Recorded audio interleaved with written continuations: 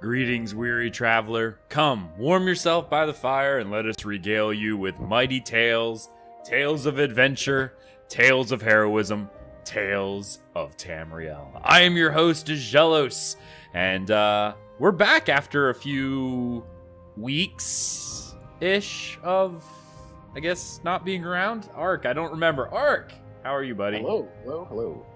I think it's been more than a few. I think the last episode is like first week or something of February. So Was it? yeah, I think so.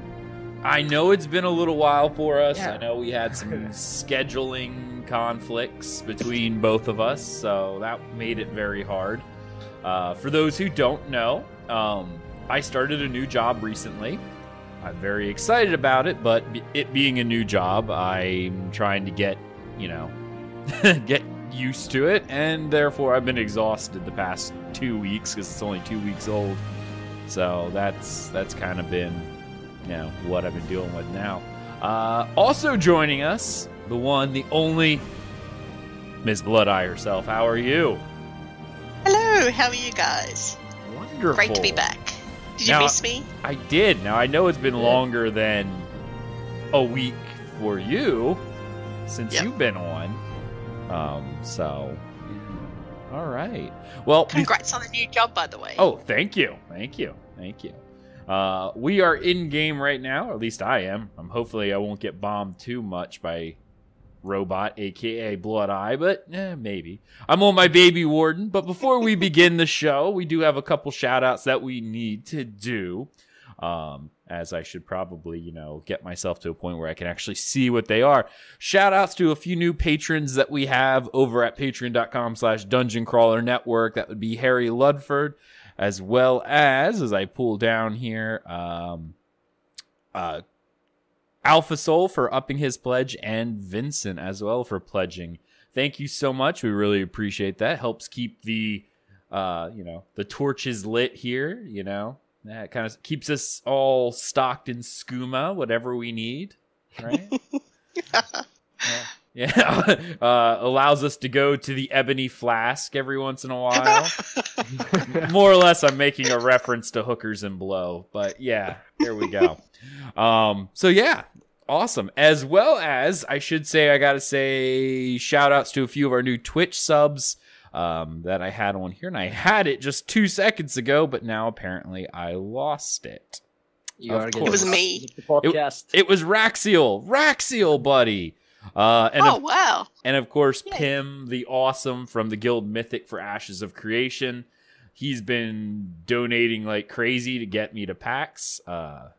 Unfortunately, that's not going to be something that's going to happen this year regardless, especially with the new job now. It's going to be really hard. But I'm putting all of that in a Get Ag to PAX fund for next year. So, yeah, thank you. I know I was actually saving to go to PAX East. I had it all ready to go. Unfortunately, my PC died. So all that money that I had saved for PAX went to helping rebuild this beast of a PC. But now we're back, and now I'm gaming again. So, hooray! Yeah. Well, I guess since it's been a few weeks, how have you guys been doing? Ark, how about you? What have you been up to? Well, I've been doing good. Going to work, coming back. That's still something I'm getting used to, having a full-time job. Oh, yeah. Other than that, I've been split between multiple games. I've been playing Divinity Original Sin 2 with people from Ophelia Noir's community. I've been playing Escape from Tarkov, and I'm getting back into Elder Scrolls Online PvP, Battleground side. Trying to up my game again, trying to kill people. That's what I've been doing. Nice. Also, wait, you forgot a shout out. The chat. The chat room. Yes. Hello, chat room. Hi. They've been active before the show started, so hello, everyone. Hello. This is true. And I see Tales of the Khajiit, too. Yeah, that makes sense. This Khajiit, I tell you. Awesome. How about you, Robot? What about you? I have been good. I've been playing ESO and ESO and ESO. I see. All right. So I don't stop. Real I love diverse. this I game. like it. I love this game. I'm not leaving ever. All right, there you go. Well, cool. Why don't we go ahead and hop right on into the Tales, which is what we're actually first going to do. It's Tales of Tamriel. What we've been doing in game. Obviously, you see me playing around on my baby Warden. I don't even know what I'm doing at this point, just kind of running around like a madman. But how about we start with Robot, since she probably has the most. Oh, okay. Well, since I was last on, I have completed with my new guild, the Children of Madness, Vet AA, Vet Hellra, and Vet Sanctum. Ooh. So I'm feeling super healing the world. Super healing the world. I like it. Yeah, All right. yeah. Today I did a whole stack of Master Writs to raise some money because I need to buy more glowy plants, as per usual. For the housing? I'm getting ready to buy the Cold Harbor Estate house when that comes out. Oh.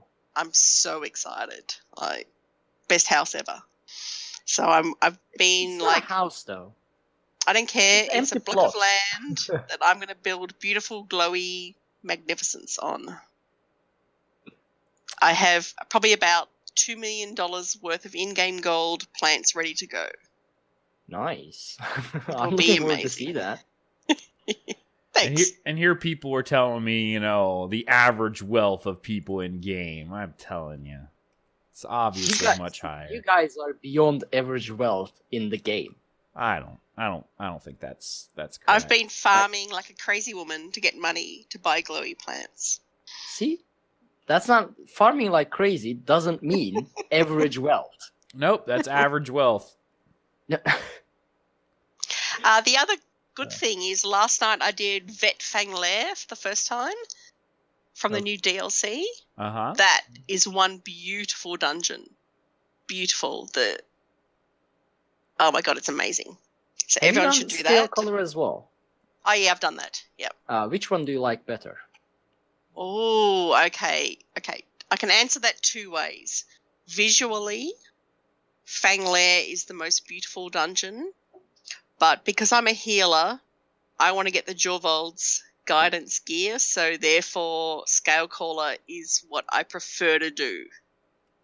Ah, right. Yeah, makes So sense. Therefore, I like both. I have entered twice into the new housing contest that's coming out. I think we're talking about that later on, but I've got 2 entries in there. One that is a Hermaeus Mora inspired outfit, and one that is a what's his name? The crazy one.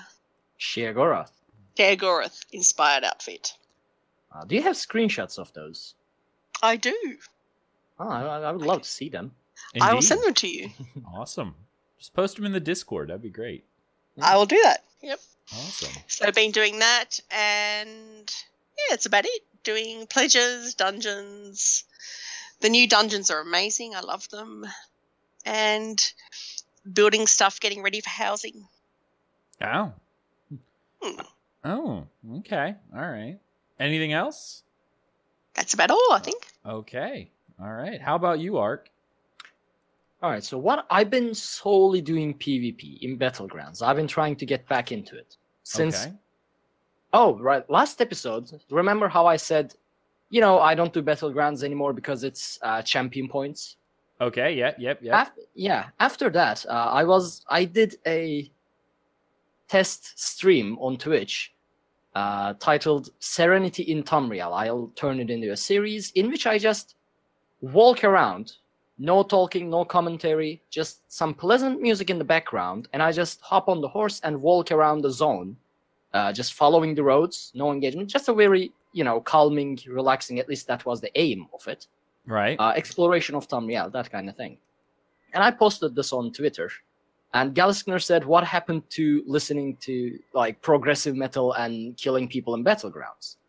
And I said, I've taken the path of peace and serenity. So the elf way. I got you. Okay. I will punch you. No. Path of peace and violence. That doesn't make sense. Yeah. Until champion points are gone again, and suddenly, the official Elder Scrolls Online Twitter replied in a sarcastic way that, we would miss your Serenity in Tamriel series, but Battlegrounds are no longer champion points. Apparently, they returned it back to no champion point with the update 17. Yeah, hooray! I'll be good now. Yeah, exactly. That was my feeling. And I think they low key called me coward as well in there somewhere. They did. I think they called you an Altmer. Yeah. So I decided to get back into it, obviously, after that burn from Zas. Yeah. And I've been trying to rebuild my build.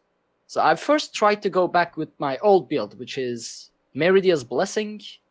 Actually, not my build. It's Galiskner's old build, which by all this, I kind of ended up pulling him back into theory crafting as well, I think. I think you pulled him back into the game, actually. So sorry about that, Galiskner. So it was Bloodspawn, Clever Alchemist, Meridia's Blessing.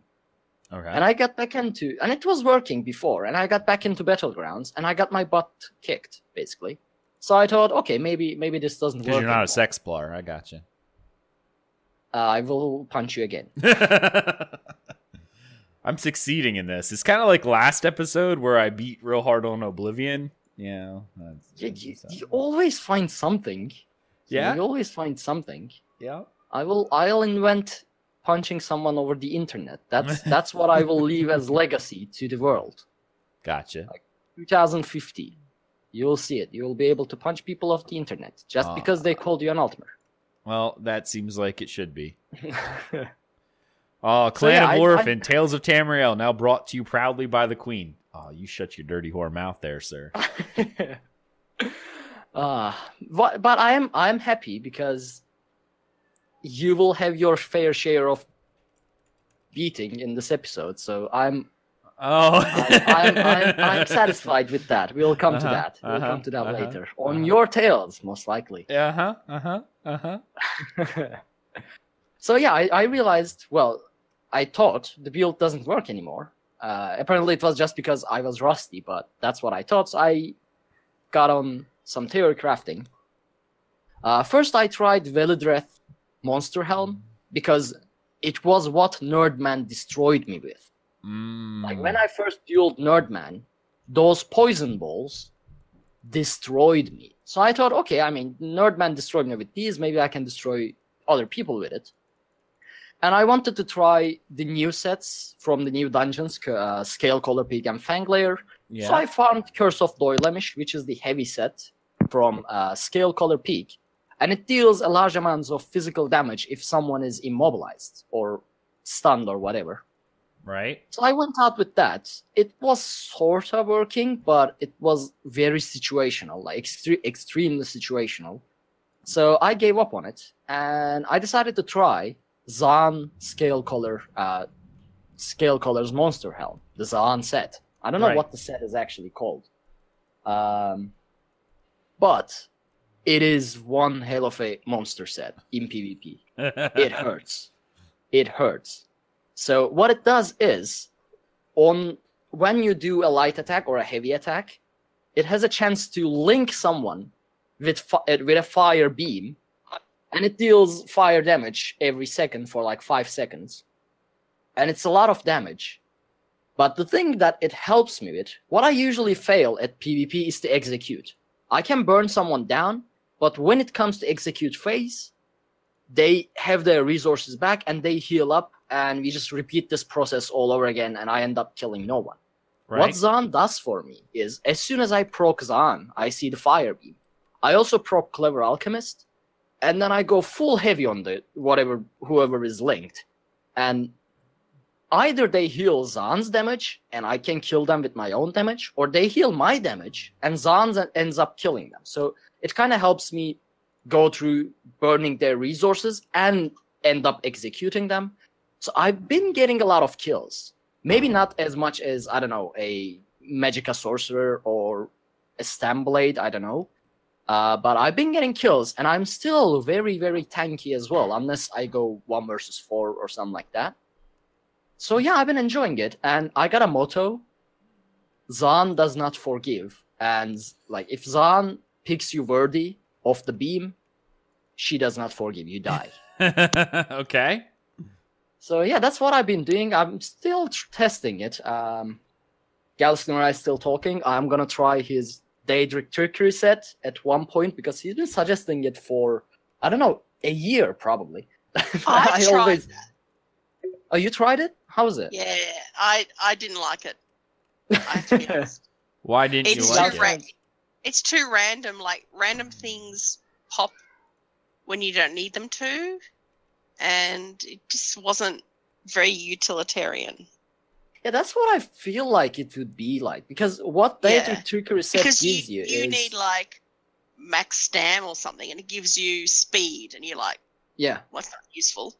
It's all just random stuff when you don't need that random stuff. So that's my view. Yeah, for anyone who doesn't know Daedric Trickery set, it gives you one of the 5 major buffs. So that's major heroism, major brutality, major expedition. One of the 5 major buffs randomly for 10 seconds every 20 seconds while you are in combat, or it's for 5 seconds every 10 seconds, something like that. Now, what I think, I am a guy with very low RNG, so it is highly possible I will keep getting major expedition. Like, I'm fighting and I'm major expedition, major expedition, major expedition. Now, as a DK, DKs are very slow. I burn off a lot of stamina just to get from one place to another in battlegrounds. So major expedition would help, but I get this buff in combat. So if I can't kill the dude, there is no like, just being able to get to him doesn't help me. I mean, if Ag played with Daedric Trickery, he would probably keep getting major heroism, major brutality, major heroism, major brutality, and then he would be building up a lot of, ultimate, lot of damage. Yeah.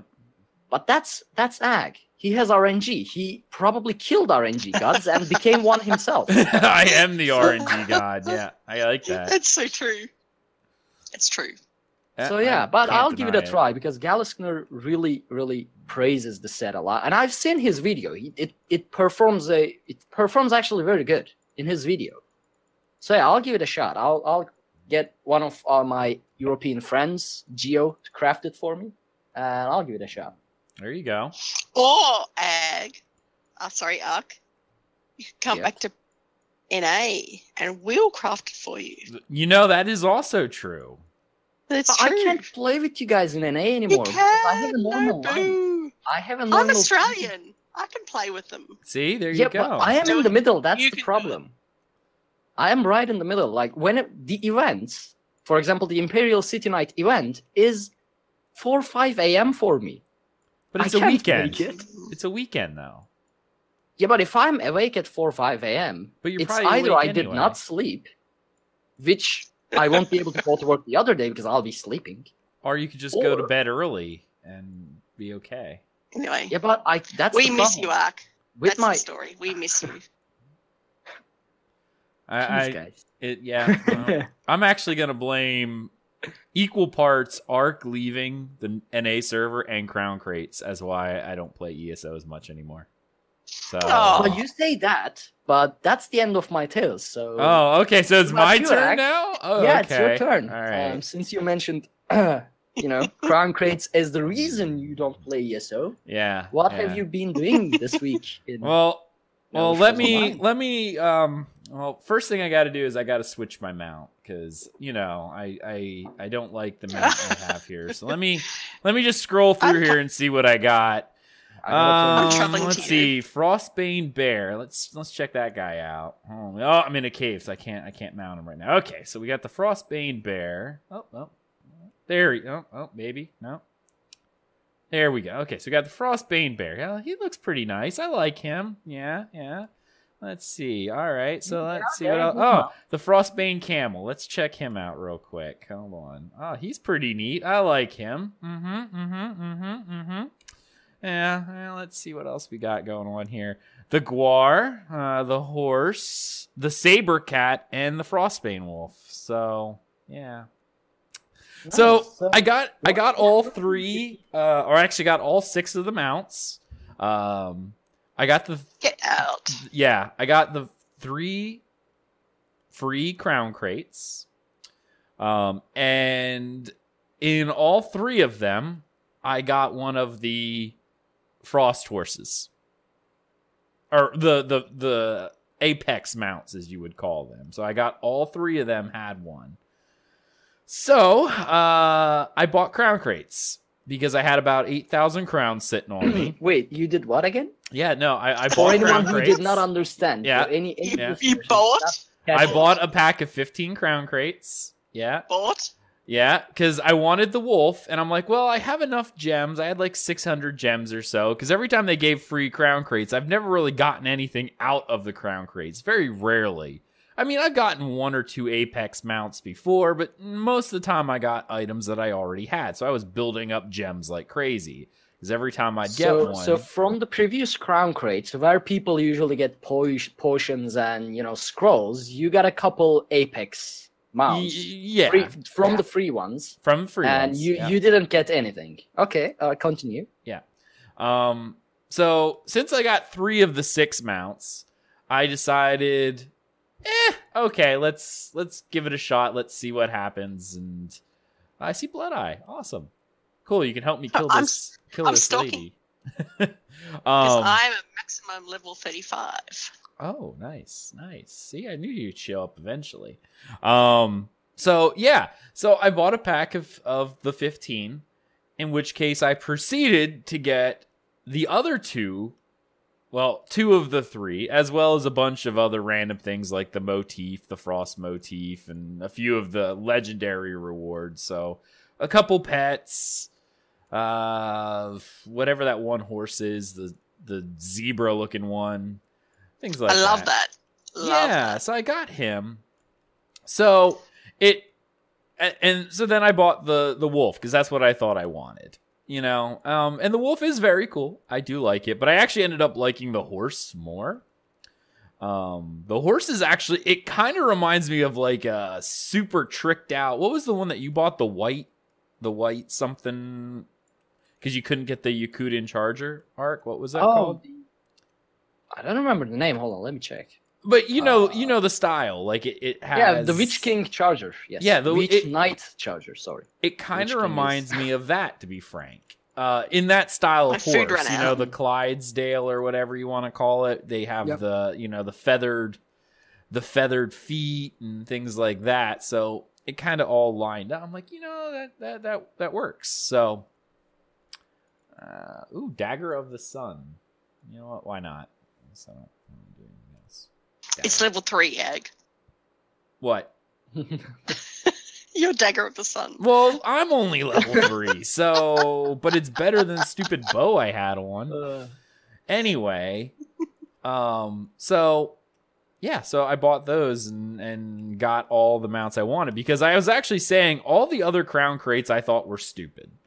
I mean, I don't like the Atronach ones. I thought all of them were like very lore breaking and whatnot, but I gotta admit, these ones were really freaking awesome. I still don't like crown crates because of the RNG. I mean, I just, as Ark says, I'm very lucky. I know people who bought more and didn't get near as much as I did.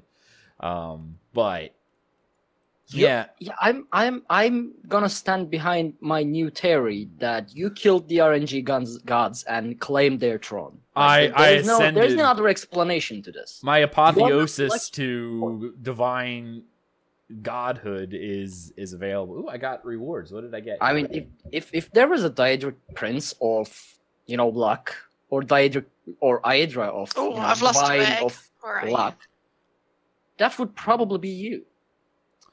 I freely admit this.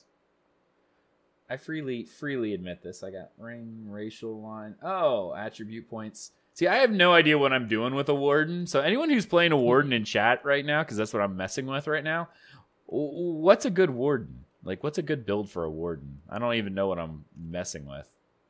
a one that does not buy crown crates. Well, yeah, that probably would be, but then I wouldn't have all those sick mounts, Ark.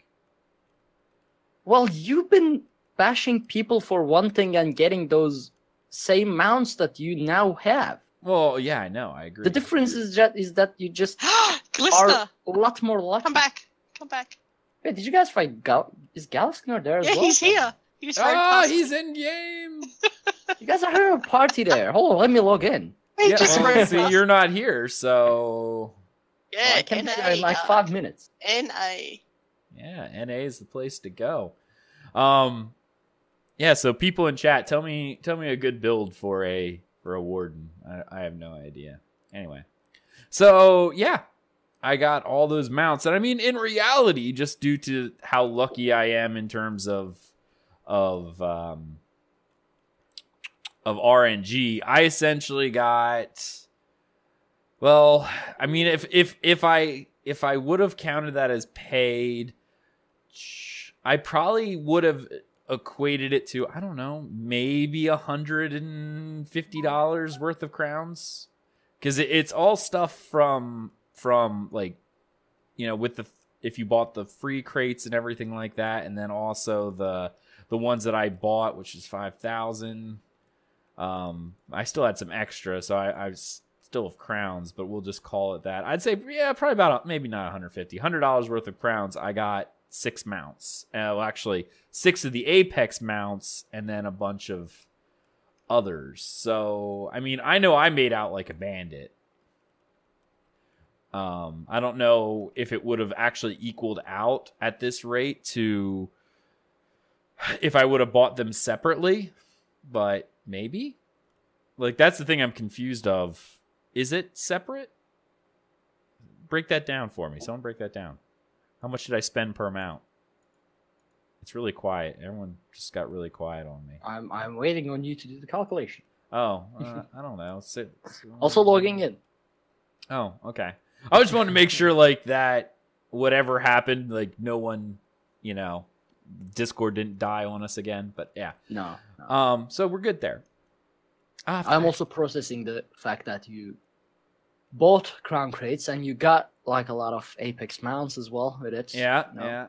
Well, see, I must be an Apex demigod, though, because if you really think about it, I didn't get the super rare mounts. Remember those? The ones that are like, that you can only get through crown crates, you can't buy with gems. So, I don't know. Yeah. I know. But it reminds, this reminds me of, you know,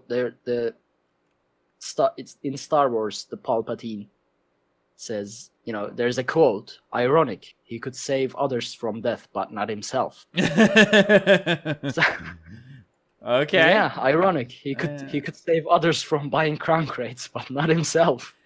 In defense. Yeah. It was ones I already had.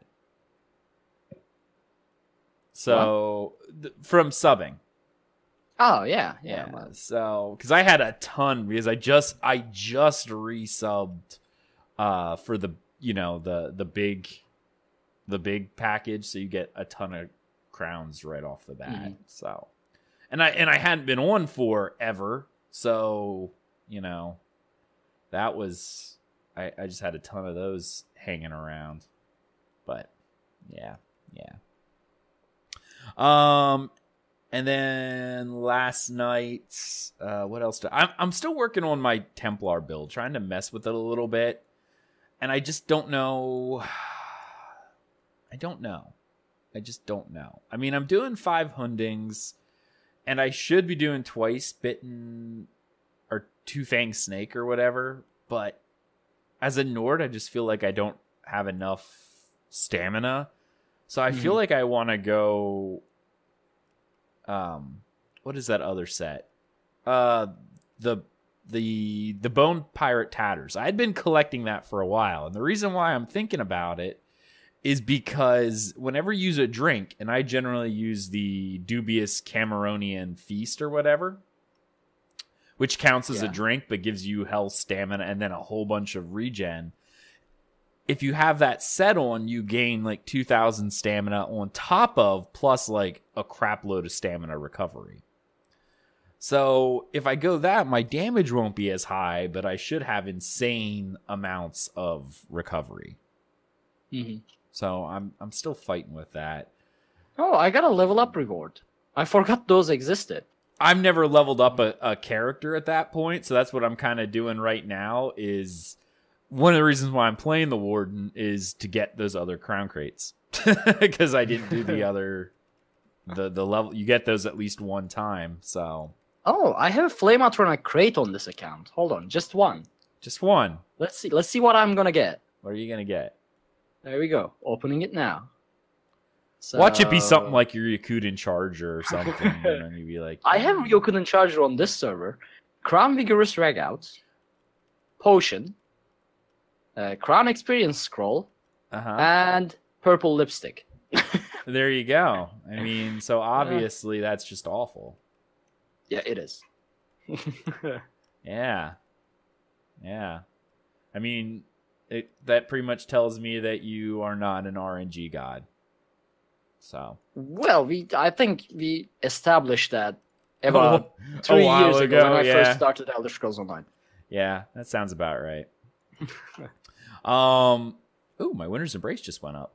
Because I actually put on one of my scrolls right now to gain some experience real quick on this guy. What I really should be doing is just grinding in Aggelos. Doing the grinding in Aggelos. Yeah, killing all the undead in Aggelos. In that first area. You mean Alikir? Alikir, yeah. Not Aggelos. We're not going there. That would probably be the best place for me to gain experience while I have a crown scroll on. So maybe I'll do that instead of doing the quests, because they actually take a while. But last night we did... oh, I got another dagger. Ooh, it's a level 4 dagger. Ooh. I just like going, ooh. Putting on all my gear that I had, because this is just, it's fat. What are you getting distracted by? Gear. You are on a level like 10 character. What gear could you possibly be getting distracted by? The best gear, which is just gear, because I'm really weak because I'm only level 3 and I have nothing else. So yeah, I need gear. Oh, I'm dying. So yeah, no, that's kind of what I've been. Ooh, I gained the dual wield skill. Woot. Yeah, so I guess, well, one of the things that we've been doing is we've been doing, I did Imperial City last night with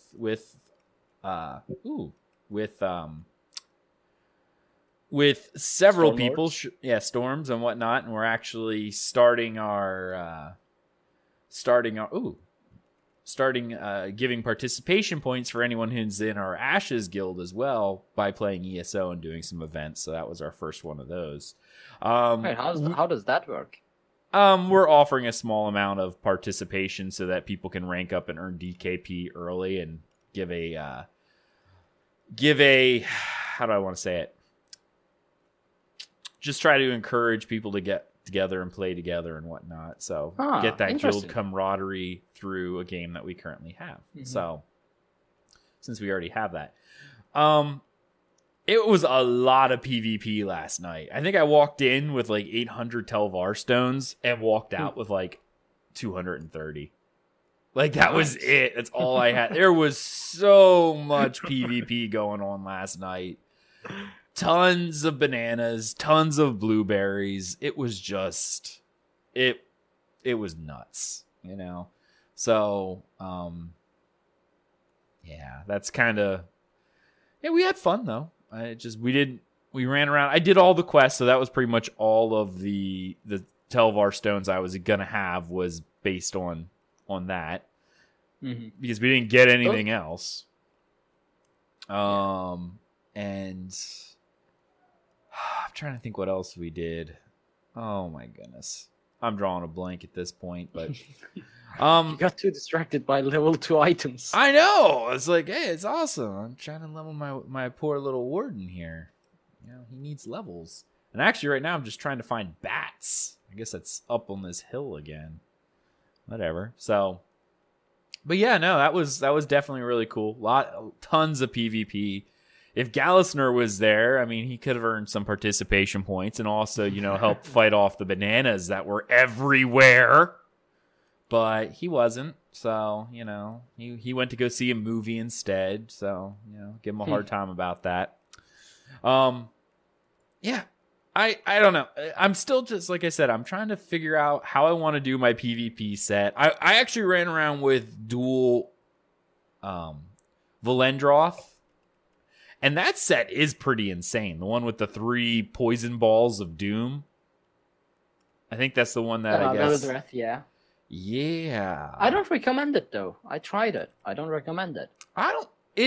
It can be nice, but I don't know. It's so difficult to aim, and it feels so easy to dodge. That is funny you say that because yeah, you're right. Like when it did hit someone, it did a ton of damage, but more often than not, it didn't hit. Yeah. I almost want to go with Storm Fist instead, because that's an AoE around you, from what I understand. So that's kind of what I was thinking about doing, but I don't know. See, the problem with running a 2-hand versus going dual wield is you're always missing out on that extra slot. You can't do the 2 monster and then a 5/5. The problem is I need the 5 Hundings. That's my damage dealer because the past couple patches, weapon power has been insanely powerful of late. You know what I mean? So you kind of have to run Hundings. But in order for me to get all the bonuses, from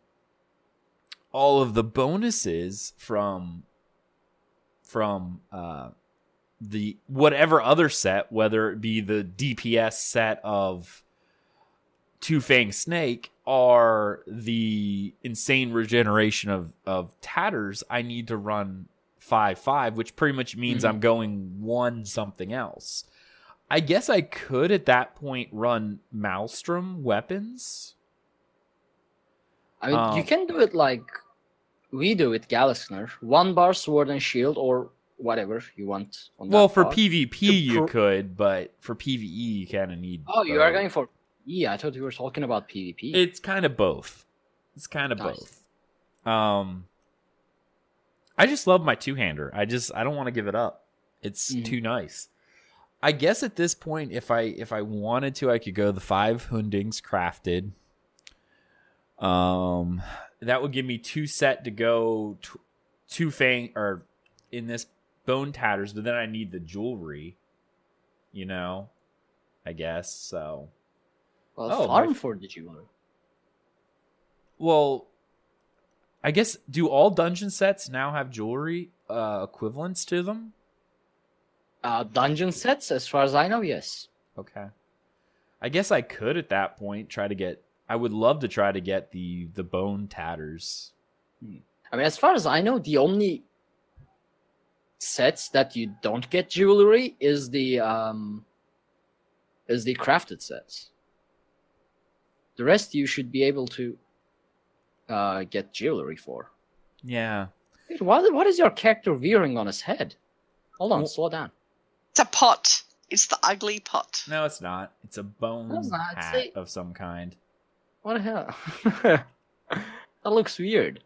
Yeah, it's one of the items I got out of the crown crates, one of the free ones a while ago. It's just that helm type thing. I don't know. So you're rocking more crown crate item. All right. Yeah, rocking the crown crates. He loves the crown crates. Yeah, they're my favorite thing in the world now.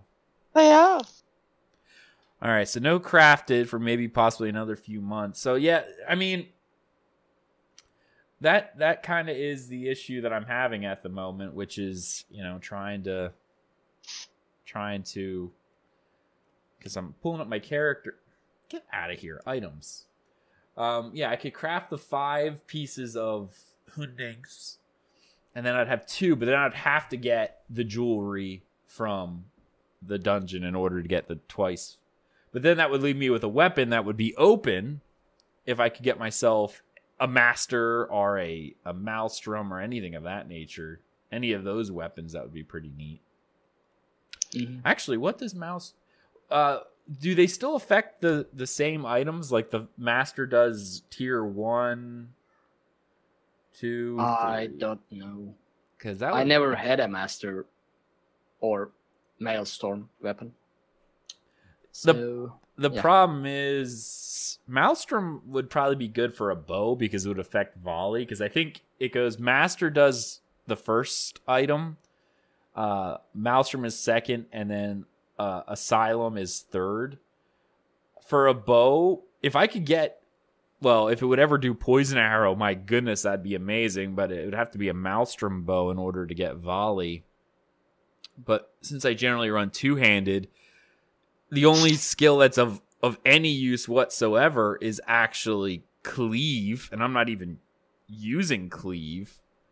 I probably should, but I'm not. Why though? I think cleave, unless you're leveling and low level, cleave isn't really that useful, isn't it? It's really not, especially as a Templar.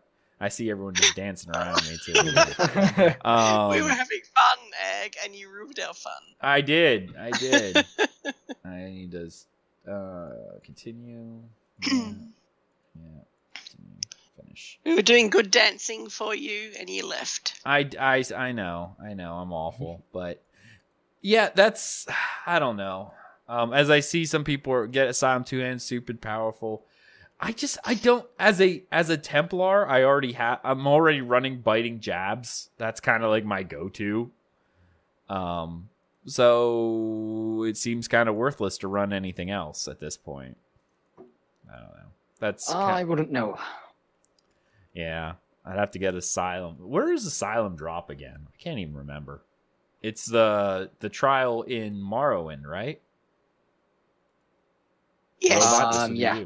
No. Isn't it Clockwork City? Clockwork City. Yeah, Asylum Sanctorium. All right, I guess that's what I'm. I am on my level 14 character, and Galaskner with his champion point 644 character is beating me up in a duel. Well, why'd you even accept? Galaskner. I don't know. I thought he would not do it. I see. Well, he did, because that's how he is. Yeah. So that's kind of where I've been sitting. I think that's the end of my Tales right now. I mean, just trying to get out that set. Maybe what I'll have to do is, hold on, I gotta find out. People listening to the podcast get to hear what I'm doing with theory crafting at this point, so enjoy. I have to pull up my banker though, because I don't know what all I'm doing. Let's see. Automaton is really nice too in terms of damage. Maybe I should run with that. Mechanical acuity is the answer to your prayers. Yeah, actually, yeah, I was going to say that. Mechanical acuity seems like a very, very powerful set. Because Automaton it adds weapon crit, max stam, weapon damage, which of course is awesome, and adds, the 5 says, adds 386 weapon damage to your physical damage abilities. Yep. That's essentially a second farm. Hundings. Yeah. I don't know. Maybe I'd have to run. I mean, I wouldn't have any burst of any kind from random procs or whatnot, but that's just a crap ton of damage.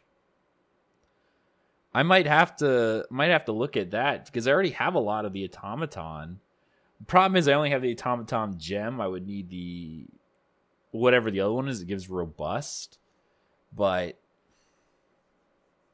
I mean, well, also there's the Akatosh set, but that's kind of, I don't know. Or Alkosh, rather, from Maul of Lorkosh. I don't know. It just doesn't. Yeah, when you get into Terror crafting, there's no going back. There's no limit to it. You can think all day long, and it wouldn't make a difference. You gotta try. That is just a crap ton of weapon damage, though, and it's medium. I'm just sitting here looking at it because that's insanity right there. I'm looking at it, and I'm seeing arm. Wait, if I did that. So that's, I would need the neck 2 of that. Okay. I guess I could run it. I might do that. Automata. Now, what was the other one? Can anyone link me that set? Do you mean Mechanical Acuity? Yeah. It's just type mechanical and it should pop up. It's from it's a crafted set actually, by the way. Is Mechanical Acuity. Yeah. Oh, well, see, here's the problem with crafted sets then. No jewelry. Yeah, but I mean, you can use one 5-piece crafted and one 5-piece jewelry. Yeah, but I would the 5-piece crafted generally has to be Hundings. You can't. Yeah, but check Mechanical Acuity. You might actually change it with Hunding. Really? I mean, you see, because you just said, I won't have burst from any proc. Well, Mechanical Acuity is that burst. Let's see. Mechanical Acuity information. Weapon damage, spell damage. Oh, see, spell damage doesn't really do anything for you. Yeah, but check the 5th bonus. Don't just put the set away. Oh, always be critical strike. Oh. I mean, 5 seconds of 100% critical chance. That is pretty nice. That's, yeah. I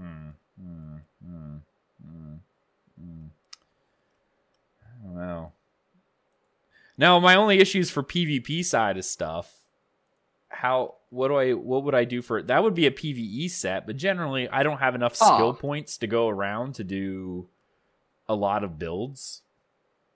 So I generally tend to keep my stuff similar. I don't know what I would do at that point. Because what would I switch out? I mean, Hundings is easy enough to craft an in pen. That would get me my in pen.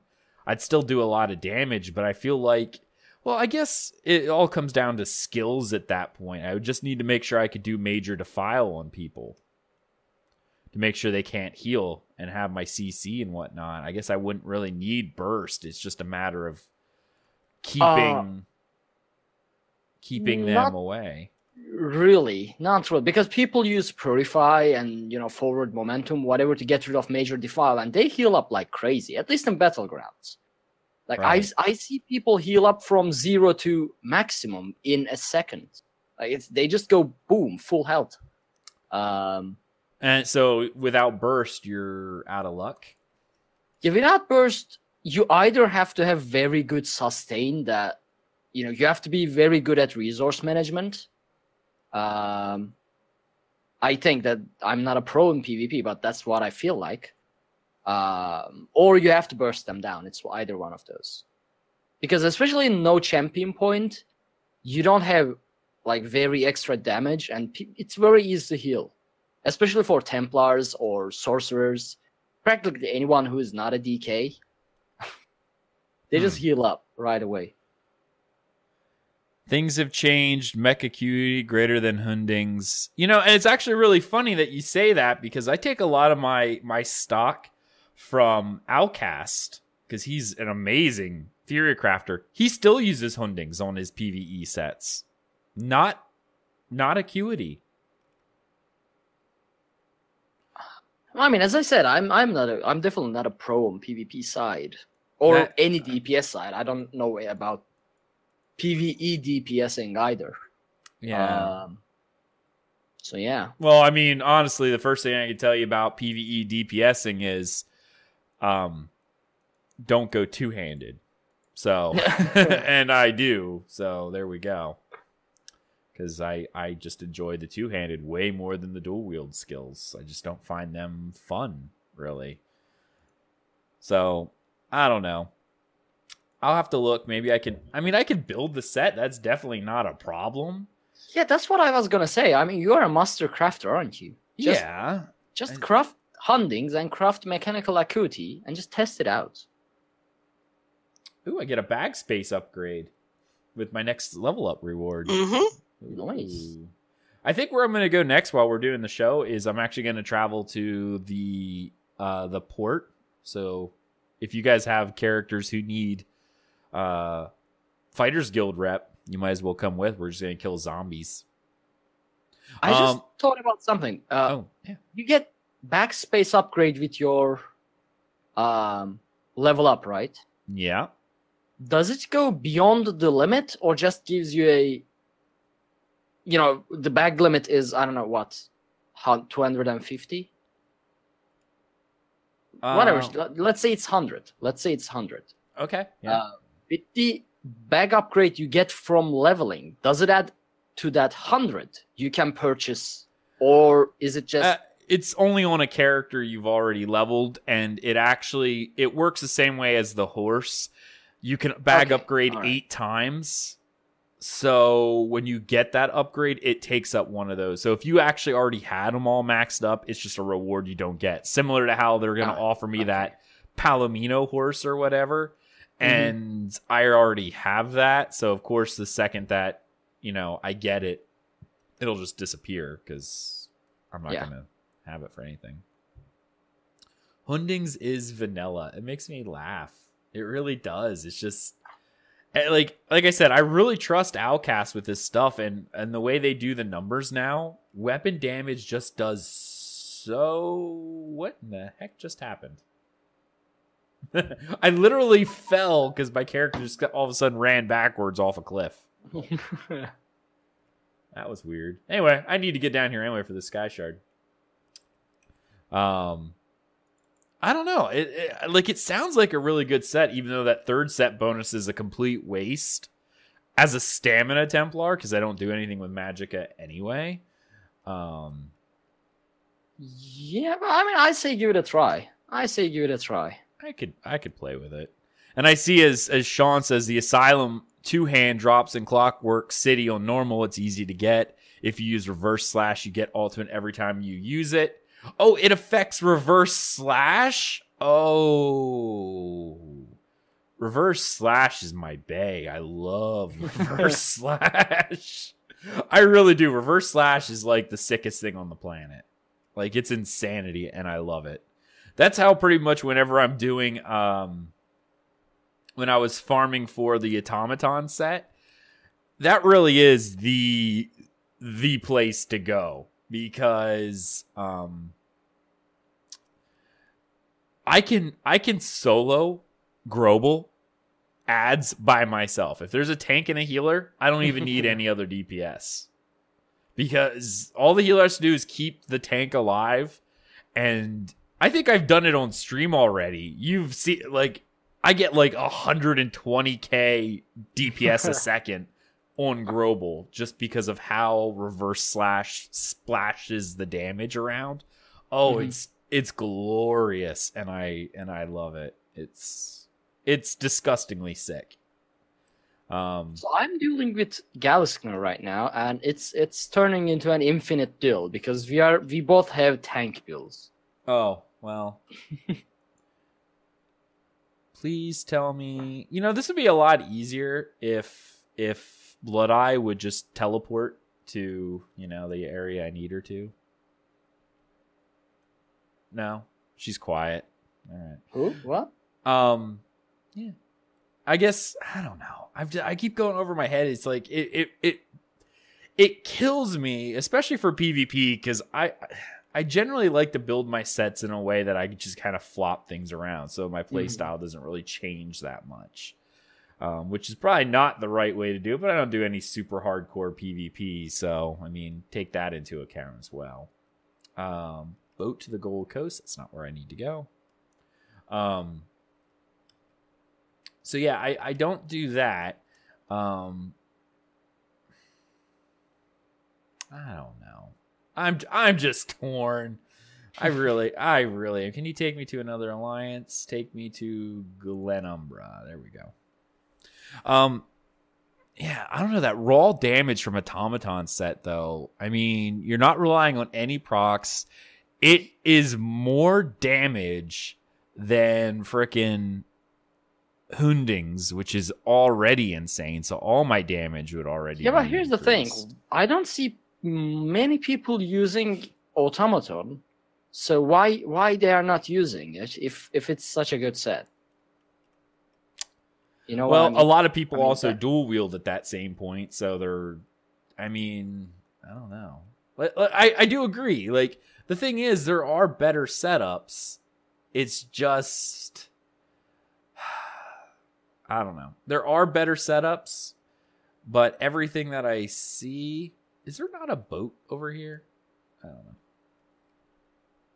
don't know. There are better setups, but it's all dual wield. So trying to get something to work with two hand is very difficult because if you're not dual wielding, you're losing out on the 2 set bonus, or you're losing out on the 5th set.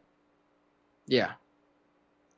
I mean, in my case, it doesn't really matter because I have Sword and Shield on my other bar to proc the 5th bonus of Clever Alchemist. Yeah. And then I can go back to my, 2-hander, and Clever Alchemist can stay as a 4 bonus. So it's not really that much of a problem in my case, but... Right. Yeah, if you're not using a proc set like that, then yeah. No. I think I'm going to go do Badman's Hollow right now. So that's in the Gold Coast. Since I can't figure out how to get to the stupid desert. Just teleport to someone. Well, no one's there. Well, we can go there. No one's there. All right, well, I guess that's the end of my tales before really dragging on. So let's go ahead and move right on into the news. Arkhaniir, buddy. Right. What do we got? So we have 2 pieces of news. One is rather not a news, but it's a contest in case people don't know that it exists. And this contest is going to end tonight at 11:59 p.m. Eastern EDT. What's D stands for? I don't know. EDT. Eastern Daylight Time. What time? It's Eastern Daylight Time. Oh, it's all right. So it's midnight Eastern Daylight Time. This contest is going to end. And it is a Daedric costume contest. So basically, you use the outfit system to create a Daedra-inspired, it's a costume inspired by one of the Daedric princes, and you submit it to Elder Scrolls Online, ZeniMax Online, via the submit form on the official website. You can go check there under the news segment. You will find the article titled "Get Creative with Elder Scrolls Online Daedric Dress Up Contest." For those who watch this, watch the recorded version of the episode, the contest will probably be over by then. But if you are here live and you don't know that this contest exists, you have until midnight Eastern Daylight Time midnight to come up with a costume, a dress, and submit. There are a lot of actually prizes here, up to 21,000 crowns.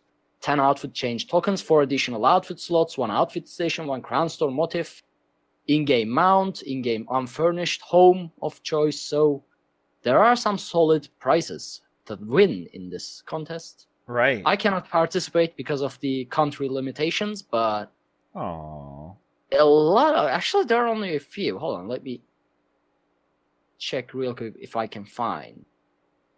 I'm in there. I can enter. I can enter.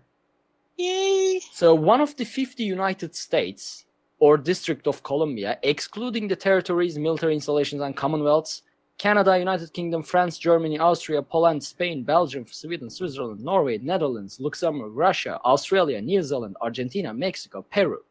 If you're in one of these places, you can participate this contest. There you go. That was the quick to mention part of the news. Nice. Yeah, I know of those states, New York can't, because New York's weird about how they do contests. Oh, yeah. Why New York can't participate? They have gambling laws and whatnot, and any of these contests tend to fall under that category.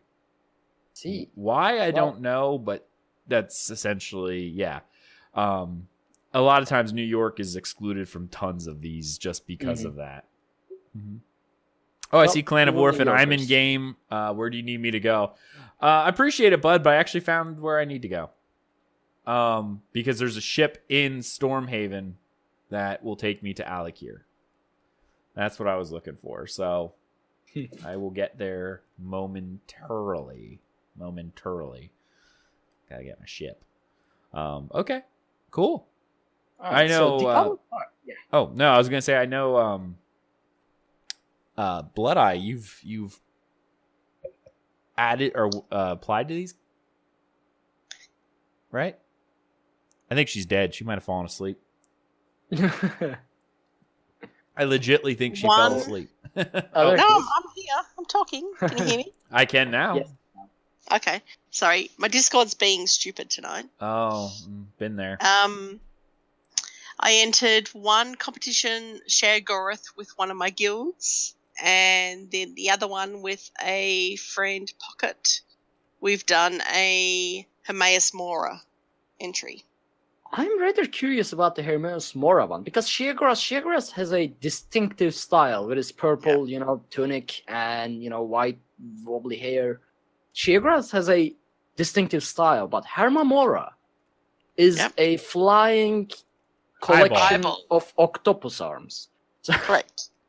So I'm rather curious as to how you. Do you want me to port to my house and you can see what I've done? Oh, yeah, I can do that. That's the background? Okay. I will port there right now. Oh, you have the Linxal Grand Manor. Now I'm jealous. No, I'm not there. Don't go there. That's not my house. Wait, you don't have Linxal Grand Manor? I don't, but I will. What? You can't. That one's the crown only one. That was limited time. You can no longer get it. Yeah. We did a whole episode where we were complaining about it. Yeah. That is the one time I was really, really upset about a limited time offer because I wanted that. It's beautiful. Yeah. Okay, I have landed. Nice. Travel to me now. All right. Traveling and now. then go inside.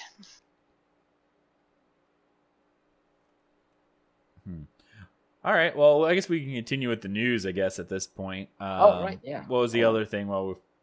So, it was long expected the Summerset Isles would be the new expansion. It was hinted in apparently Clockwork City. I did not finish the quest line yet. So I haven't either. I haven't even done Morrowind yet. I should really work on that.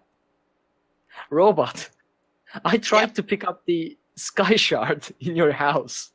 I was like, ooh, Sky Shard. Ooh, Sky Shard. Aww. Yeah. So, ZeniMax Online on the official Twitter released a GIF.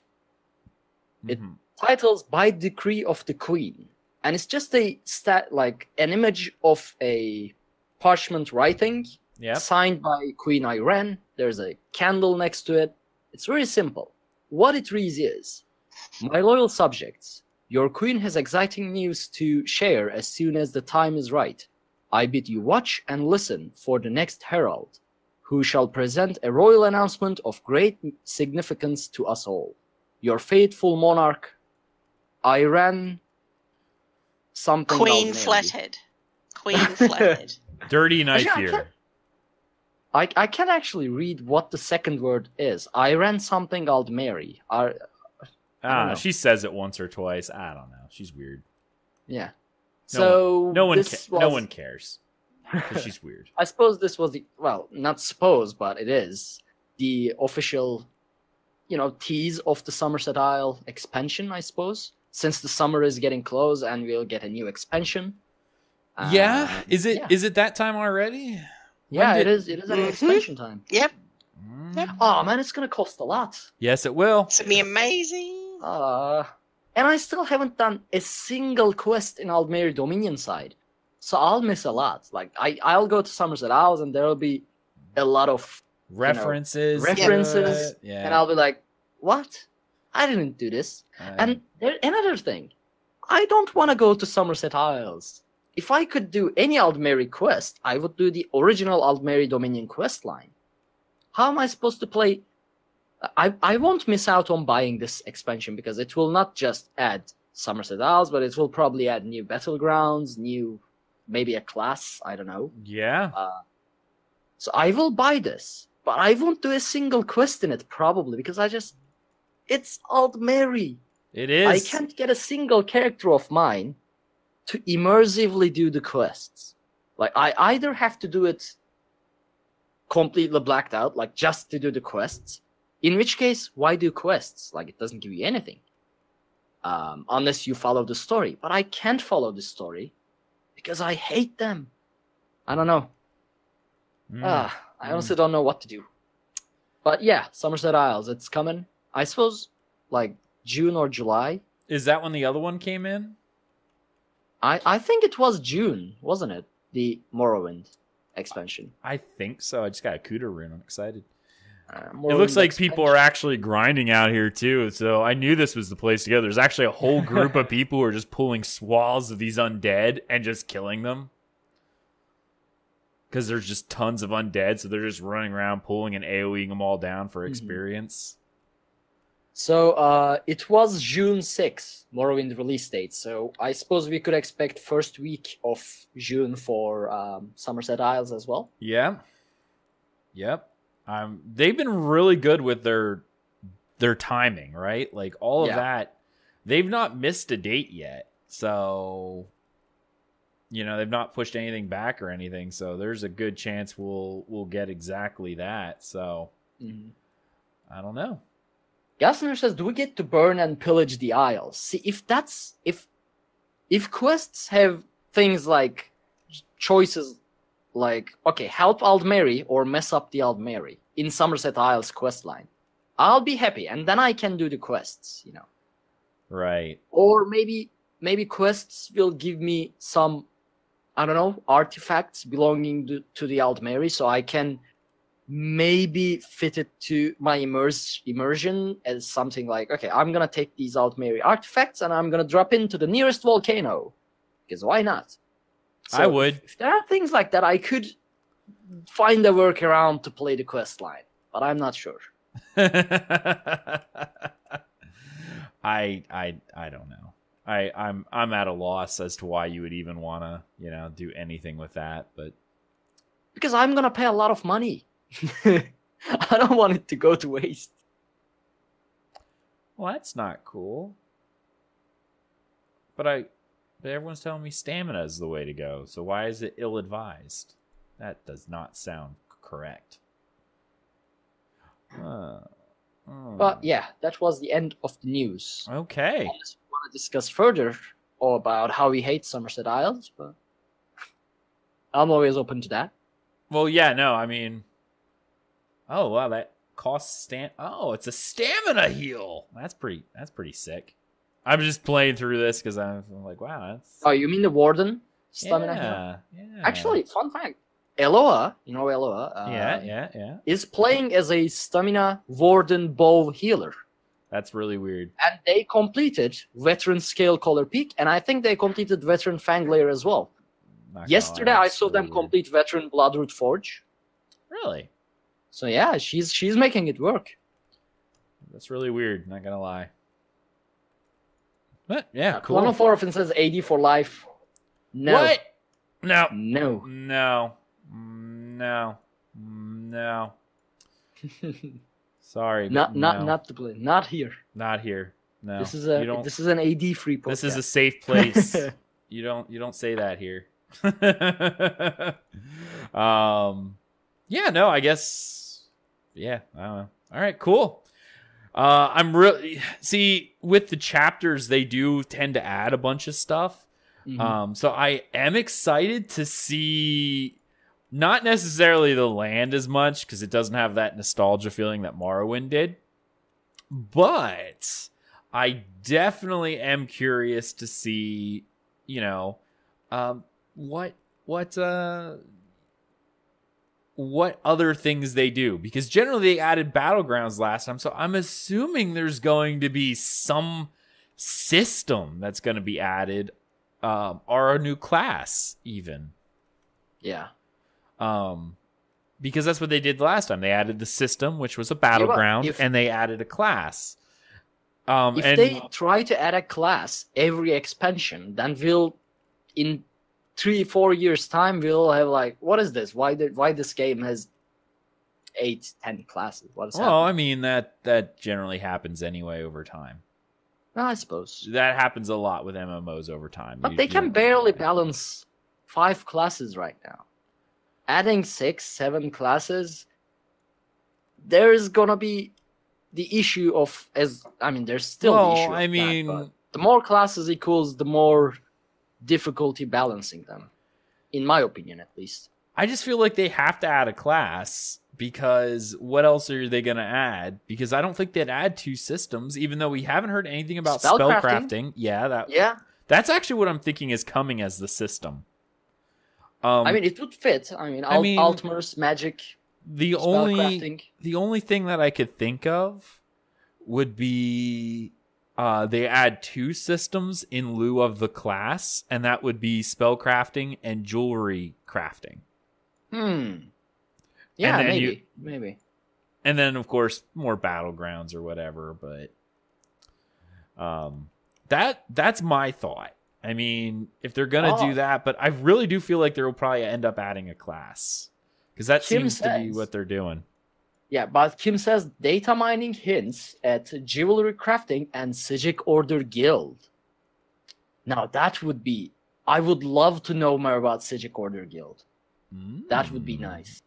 And that would cover for, not having a class, because there's a new skill line with Psijic Order. Well, the Psijic Order at that point, you are right with that, because they did come from Artaeum.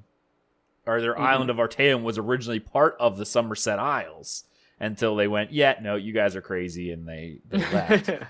I mean, legitimately, that's what they did. I mean, they took their island and went, nah, we're just going to use magic and hide it, and you're no longer... Here's the thing, though. Up until Skyrim, was there any reference to Psijic Order? Well, not just reference, but, did we know? Or did we see Psijic Order in the previous games? Not to my knowledge, no. Yeah, I don't know either. So I'm thinking there are very limited lore on Psijic Order. Like, the lore on Psijic Order is very... I think there were books, but they were all books we already had, because the idea of the Psijic Order spawned from... The Mages Guild actually split from the Psijic Order. I don't know if you realize that. No.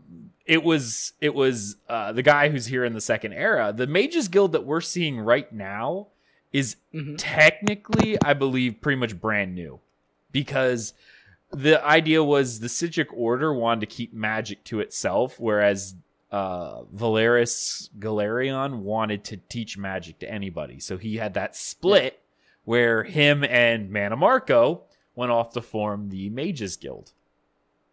And then the Mages Guild were like, we don't like necromancy. You shouldn't do that. And Manamarco went, screw you, I'm doing it anyway. Yeah, we had that whole thing go on, but yeah. I mean, that's kind of where we're at. So I've been told to tell you guys that Vivec Fear is in the Psijic Order. I would believe it. Is that the famous Talvani from Correct. Morrowind? Yep. Yes, it Thank is. That would make sense, though. I mean, he's currently the mage in Elder Scrolls Online. Like, he pops up from random places whenever there is a extremely important phenomenon that I'm gonna call finding Clockwork City or whatever. So that would make sense that finding Psijic Order also involves fear. I like the listener's response in chat. Psijic Order equals nope. Too many a-holes on this island. Yeah. Yeah, that's... I mean, if I was living in an island with Altmers and had the power to just separate my entire own island and teleport it to someplace else, I would do it too. I mean, yeah. Well, or I would teleport the Altmers out of the island into the middle of the ocean, preferably. Or maybe, that's how you get some sea David plane. Okay, that's how you get sea elves. If you want ants, so what I was that's getting how you get at ants. Oh, I got max space upgrade. What I was getting at is, are they gonna write lore now for Psijic Order? I'm sure it will expand quite a bit. Will sit down and write their own lore of it, and in the future of Elder Scrolls games, if there are any more, that lore will be the canon in that case. Yes. Yeah. I fully... Well, I trust Lore Master Lawrence Schick. He's a cool man. So hopefully it'll be nice. I'm excited to see. I'm definitely excited. All right. Well, I guess that's the end of the news at that point. And Yes. I guess that puts us up to my readings, isn't it? Yep. All right. Yes. Well, then I better find myself a safe spot without zombies. That's going to be kind of hard here. We are continuing with our 36 Lessons of Vivec. However, in order to expedite the reading, because the way we actually had this lined up, and the reason why I picked this, was knowing how long the expansion cycle was. The 36 lessons kind of fit with where we were going in terms of, we'd be wrapping up 36 lessons right around the time we were starting to get news about the next expansion. Well, we've lost a few weeks worth of shows just due to scheduling and whatnot. So we're behind. So I decided we're going to double up on a few books here. So that's what we're going to start doing now. So we're actually going to read 2 lessons for people today, and one of which I'm really excited about. I just gained the Thieves Guild skill line. That's pretty awesome. I like it. I think I'm in a safe spot now, which is good. So let me go ahead and pull this up. So we're going to be reading sermons 20 and 21 today. The first monster was actually 2, having been born twice like his father, Vivec. He was not the mightiest of the 8 to escape Muthra, but his actions were the most worrisome. He is known as Moonaxle, and he harvested the leftover foibles of nature. This he did twice, as was said, and the second harvest always brought ruin and unwritten law. His aspect was faceted like a polyhedron. No perils are mentioned in finding of the Moonaxle, but it was known that he was immune to spears, so Vivec had to use the sword not held against him. Before he took issue with this monster, the warrior poet asked, "How come you are immune to spears?" To which Moonaxle replied, "Mine is a dual nature and protein.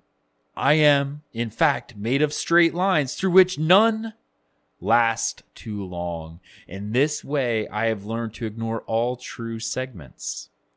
Luckily, the sword not held was curved, and therefore could cut into Moonaxle, and before the sun was up, he was bleeding from many wounds.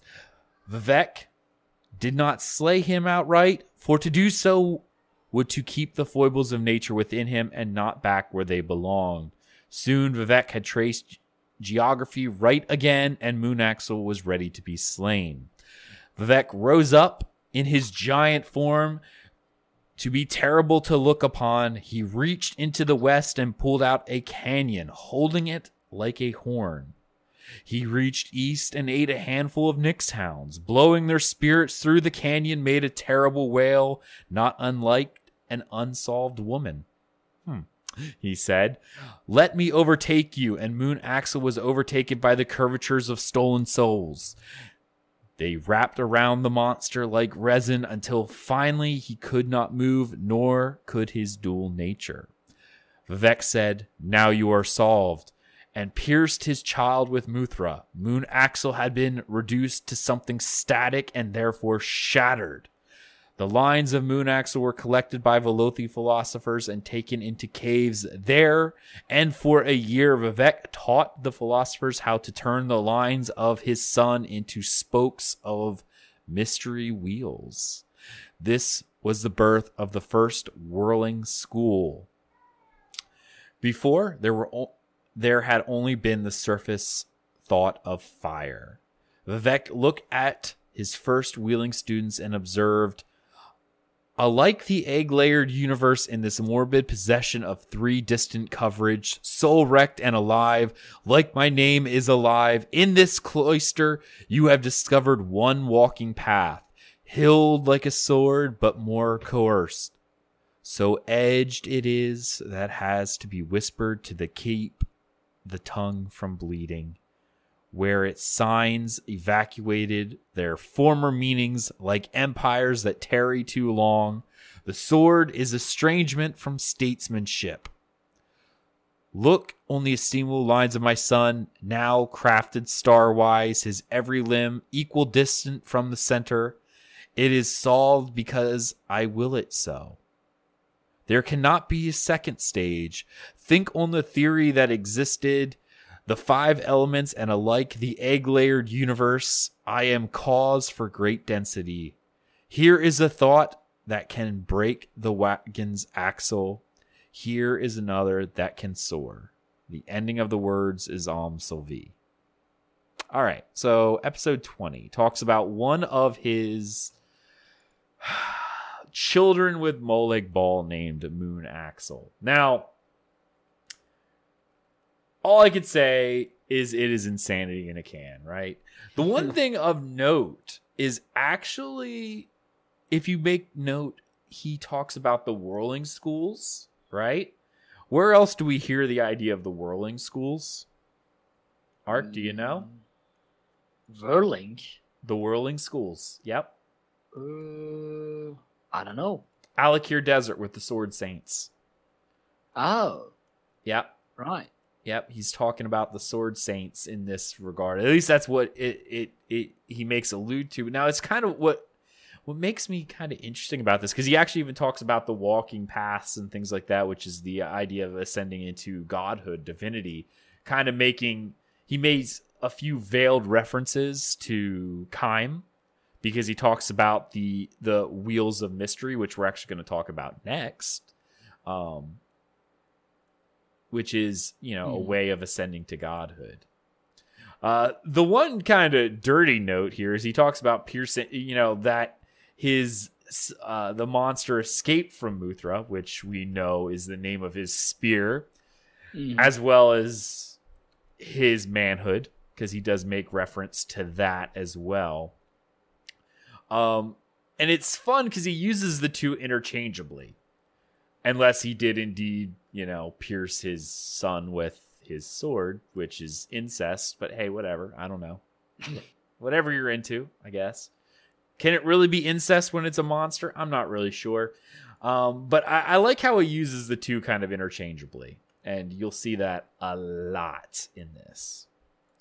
All right. So really, it's talking about the idea of the Moon Axle, him slaying the first of his ill-begotten children with Molag Bal.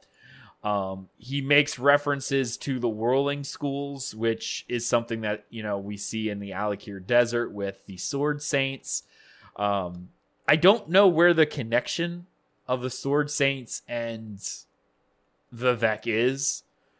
If there even is one, unless Vivec's trying to claim, that he created something he didn't. We've seen him make references to this in the past, that, he's greater than, what he normally says. But, yeah. So, all right. So that is Sermon 20, and we also have Sermon 21. This is actually one of my favorites because it's the scripture of the wheel. First, the spokes are the 8 components of chaos, as yet solidified by the law of time. Static change, if you will, something that the lizard gods refer to as the striking. That is the reptile wheel, coiled potential, ever preamble in the never action. Second, they are lent bones of the Aedra, the 8 gift limbs to Sithist. The wet earth of the new star, our home. Outside them is Arubis, and not within. Like most things, inexplicable. It is the circle. Circles are confused serpents, striking and never given leave to bite. The Aedra would not believe different, but they were givers before liars. Lies have turned them into biters. Their teeth are the proselyters. To convert is to place oneself in the mouth of falsehood. Even to propagate is to be swallowed. Third, the enlightened are those uneaten by the world. Fourth, the spaces between the gift limbs number 16, the signal shapes of the demon princedoms. It is the key and the lock, Ceres and Manticore. Fifth, look at the majesty sideways and all you see is the tower, which our ancestors made idols from. Look at the center, and all you see is the begotten whole, second serpent, womb ready for the right reaching, exact and without enchantment. 6, the heart of the second serpent holds the secret triangular gate.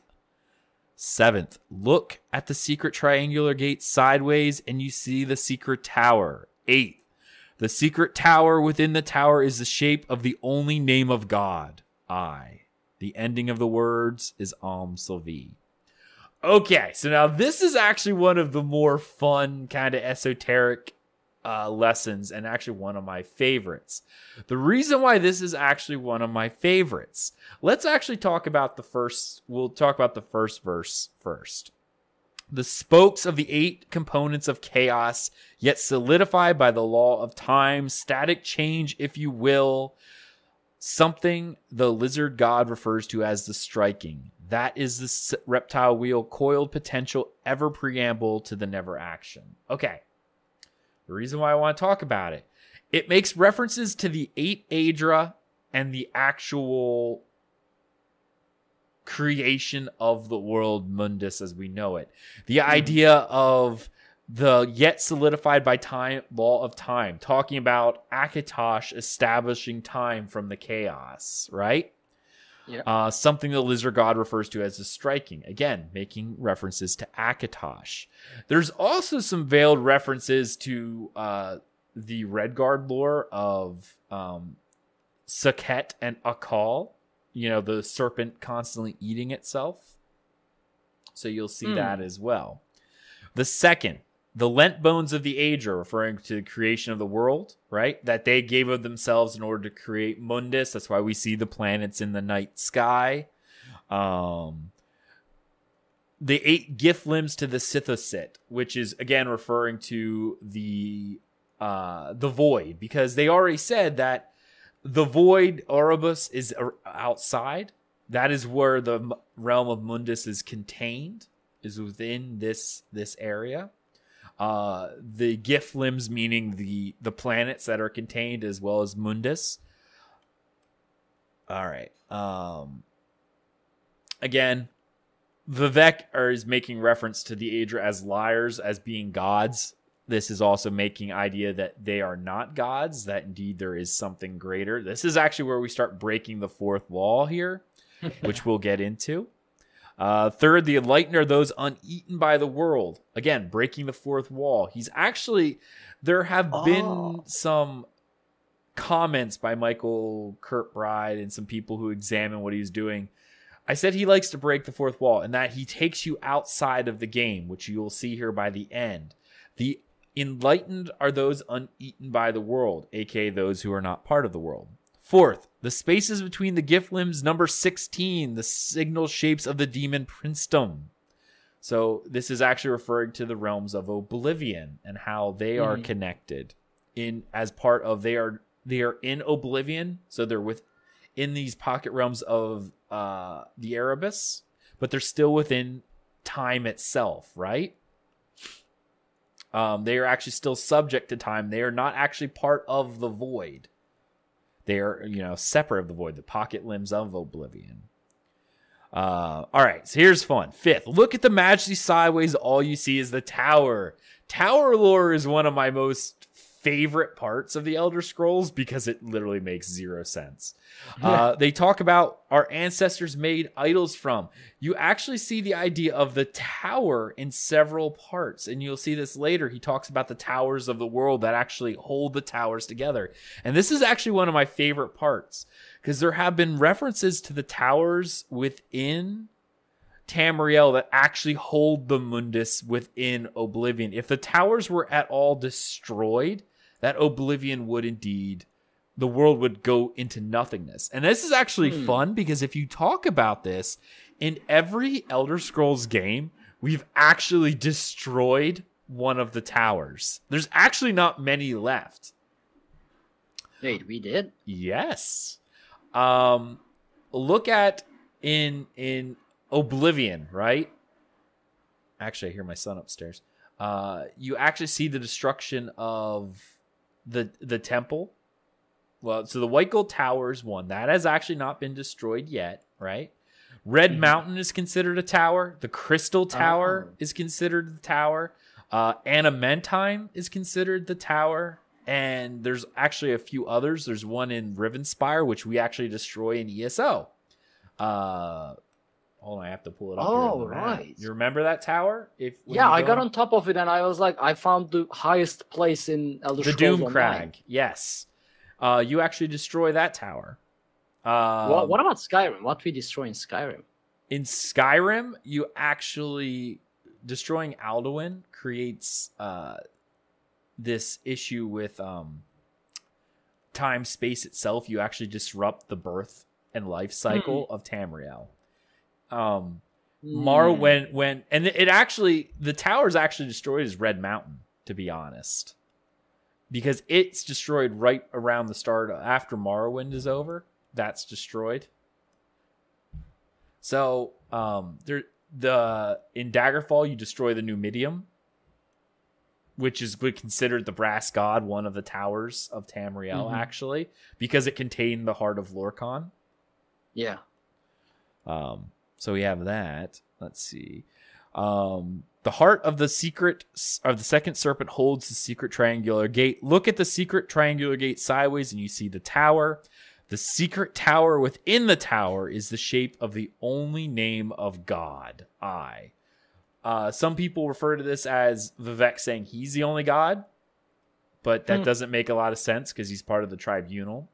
The other, less popular, if you want to stick within lore, is that he refers to the only shape of I, God, meaning the player character.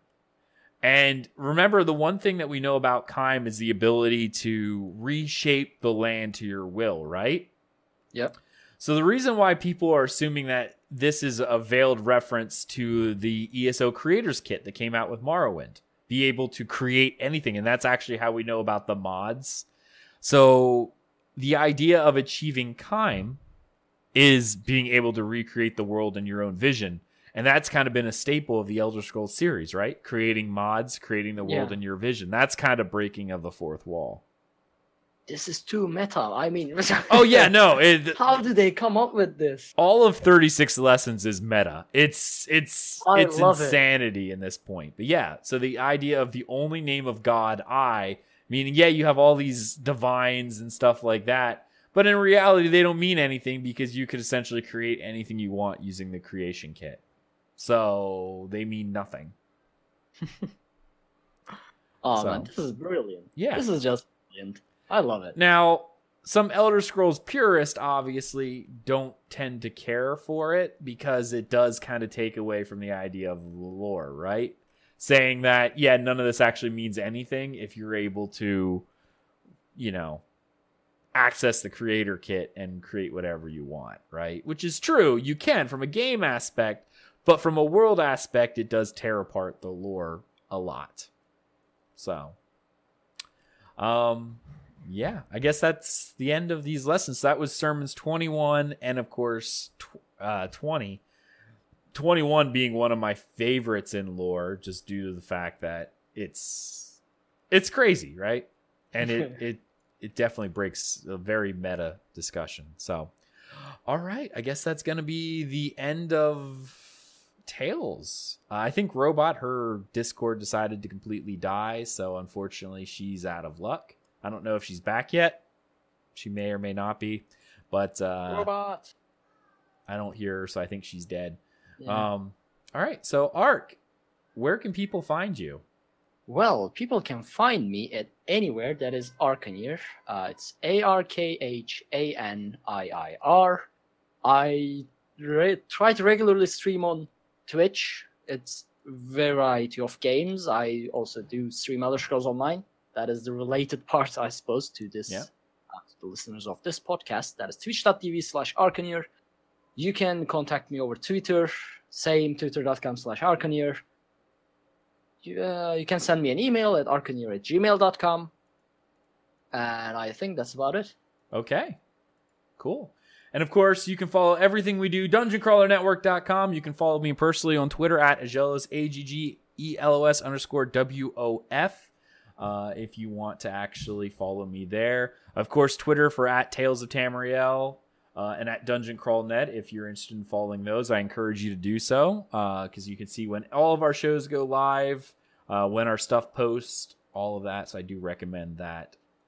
Of course, you can find all of our social media over there. If you're not following us, head on over twitch.tv/DungeonCrawlerNetwork. Give us a follow there, as well as youtube.com/DungeonCrawlerNetwork. You're starting to see a pattern there. I guess that's it, guys. I hope you enjoyed this episode of Tales of Tamriel, and we will see you next week. Have a good night, everybody. When Akatosh slew Lorcan, he ripped his heart right out. He hurled it across Tamriel, and the heart was heard to shout, red diamond, the heart and soul of men. Red diamond, protect us till the end. The laughing heart sprayed blood afar, a gout on Seer it fell, and like a dart shot to its mark down in an alien well. Magic effused the Lorcan blood to crystal red and strong. Then wild elves cut and polished it down to Chimel at a ball. Red diamond, the heart and soul of men. Red diamond, protect us till the end. When elves lost Nirn to men, Akatosh gave the stone to Saint Alesh in token of her right to sit the throne. Red diamond, the heart and soul of men. Red diamond, protect us till the end. Red diamond, protect us till the end.